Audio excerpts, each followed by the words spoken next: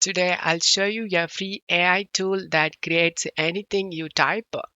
It's fast, easy, and works in the web browser. Let's test it. Open up Chrome and search where change text to image and select the first site. Description, you can type the prompt. It shows random prompt.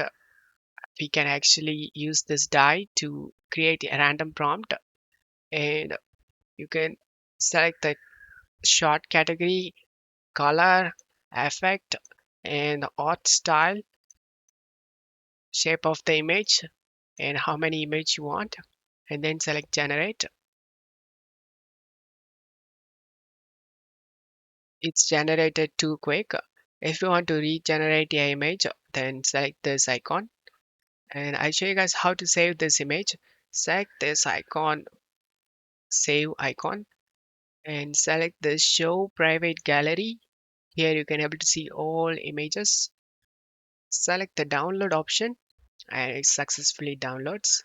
And that's how you can use it. Don't forget to leave a like and subscribe. Thank you.